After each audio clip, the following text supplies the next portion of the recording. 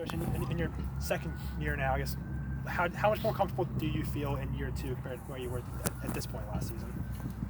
I think anytime you have a chance to understand kind of the landscape a little bit better and to know the personnel, the university, kind of the standard operating procedures, you always feel more at ease and more at home. Baseball is baseball, but from a procedural standpoint, you do feel like where to turn the paperwork in at. Like that part certainly helps. But the staff, has done a good job, and everybody feels good. And it's nice to have everybody here for consecutive years and kind of be able to focus a bit more on the baseball aspect of it. There's not a lot of pressure on a first-year coach, but when you win the Big Ten championship in your first year and come back in the second year, what's that like? Thanks for reminding me. Appreciate it. No, it obviously was a lot of fun last year. We played well down the stretch and were able to do some really good things. Now, going into the second year, it's like I always say, it's baseball. So each year is a journey, and I know it's super cliche, but it is. And this is going to be its own team, just like last year was its own team. And we're going to have to analyze, and certainly your best laid plans often go awry. And so I'm sure we have all these great plans, and I'm sure they'll all go to hell, but we'll have to figure it out along the way. So it certainly is.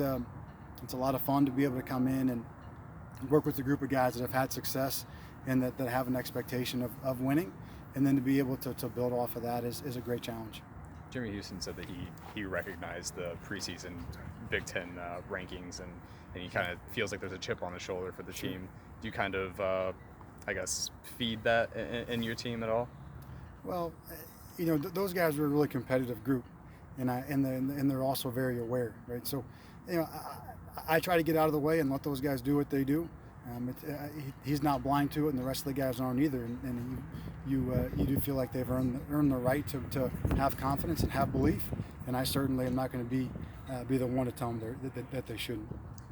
What's it like to practice on a 70-degree day on early February? Well, it sure as heck beats 35 degrees and windy, that's for sure. But no, we've been really fortunate the last 2 days and try to take advantage of it. Spend a lot of time outside, get a lot of fly balls, a lot of reps, and try to get some young guys that haven't seen, kind of the preseason work. They're coming in from high school or junior college, and the fall is one thing, and then you go in for Christmas break and you take some time off and trying to get those guys cranked back up and to full speed. It really does help to have a couple of days outside to do that. Obviously, a lot of turnaround this offseason with your battery, both pitcher and catcher. I mean, has anyone really stood out for that first weekend yet, or at least in this offseason?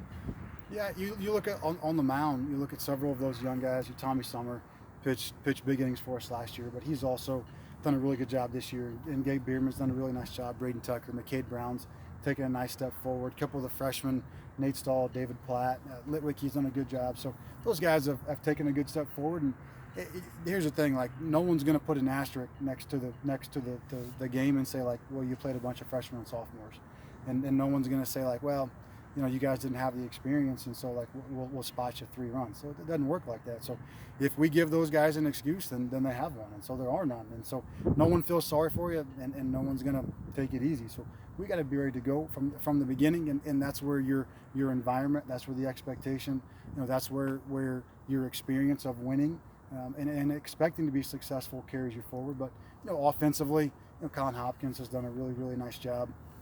Done a really good job growing offensively, especially. Grant Richardson's had a really good preseason. Eli down on the cold bar, starting to round back into shape. He played a ton of games, obviously in the spring, but then a ton of games in the summer, and was a little worn down in the fall. But he's had a really nice couple of days. So there's been several guys that have stepped forward, and every year you always feel like, well, where are we going to get this production from and that production from? And that's why you go to work every day and coach all of your players all the time like they're going to be a starter. And because someone will grow and someone will develop and someone will blossom before your eyes, and that's what you just rely on. If your process is in player development, then you have to rely on your process, and that's what we've always done. Tough non-conference schedule for you guys. I mean, how important do you think that is and going to be in shaping those younger guys into game shape once Big Ten play comes around? Well, that's the reason you go and you do that. And I've told the guys, and I've said it before, but whether we go 6-0 or 0-6, they're not going to give us a national championship, and they're not going to cancel the rest of the season. We're going to have to play the rest of the games regardless. But going out, put them in big environments, helps them, because that's what you want to be able to do late in the season. You want to be the best team you can be in the last month. And so being able to be in big environments and And to be able to play pressure-packed baseball really helps to shape the character of you and your toughness. And at the same time, as a coaching staff, you want to know where the weaknesses are. So, we make great plans and we think we got this figured out, and you get out there and we're not quite as good at this as we thought we were going to be.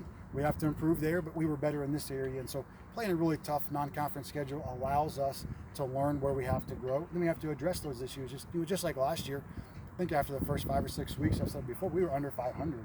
We got swept to Tennessee. We lose a game at Cincinnati with the lead late.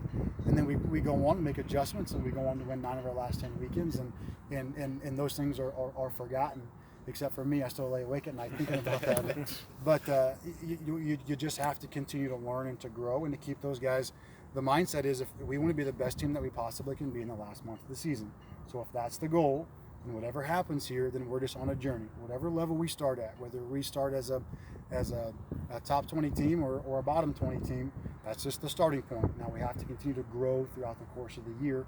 And I feel really confident with the group and their mindset, and I feel really confident about the staff that we have that can help to educate and to grow along with them. Is there a sense of excitement getting to go somewhere like LSU in the first weekend? I think anytime it's opening day, it's an exciting time, and anytime you're going to play baseball after being off for 8 months, there's an excitement. I don't know that the venue necessarily changes that.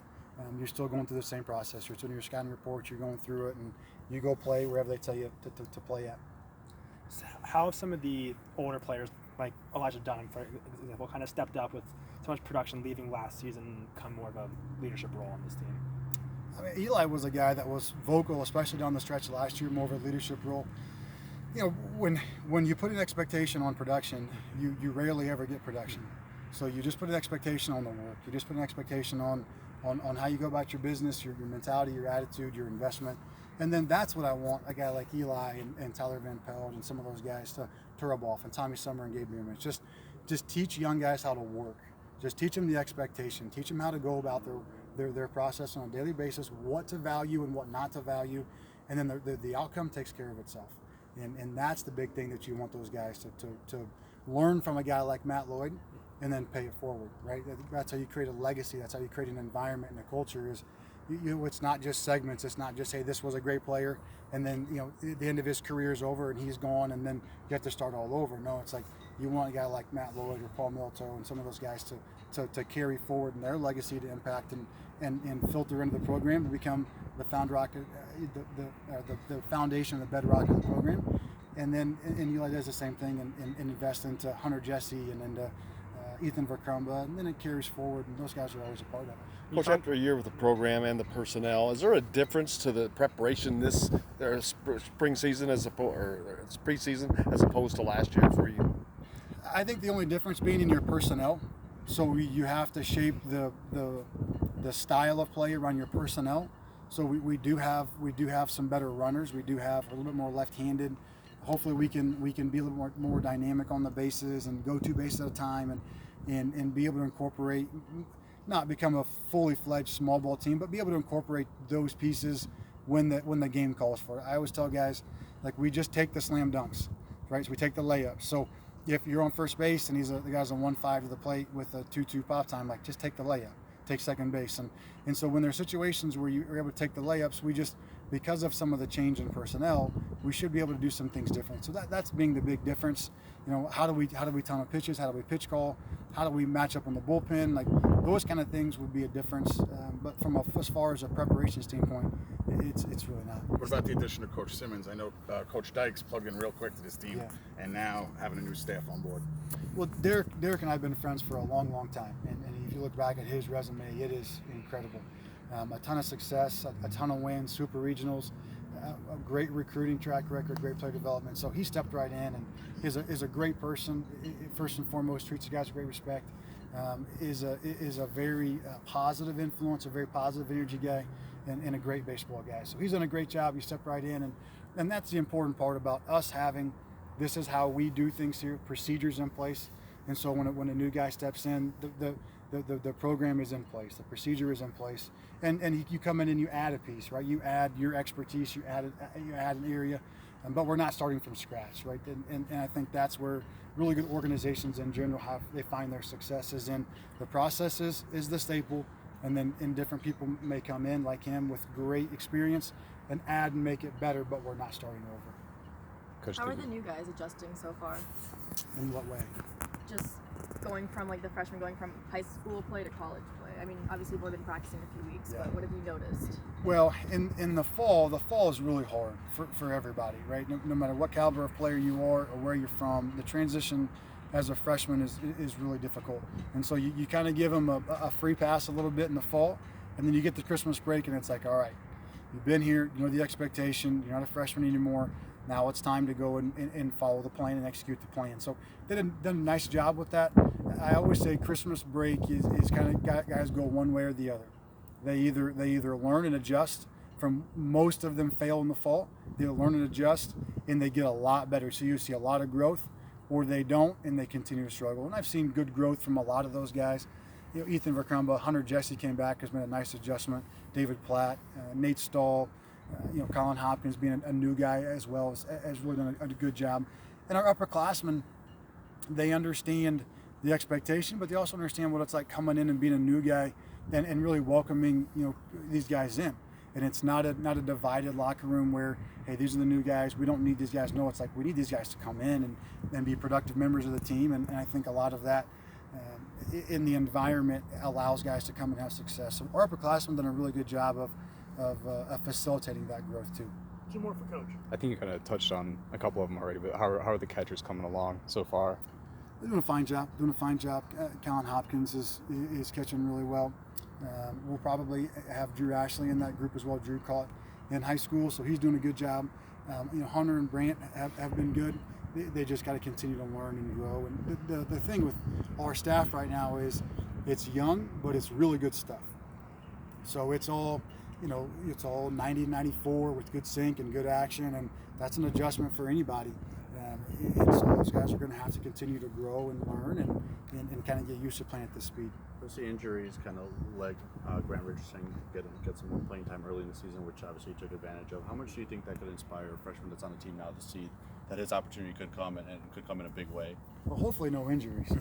But, those things do happen, and so you got to have contingency plans. And I tell guys, every team I've ever been on, as a player and as a coach, the starting 9 was almost never the 9 that finished.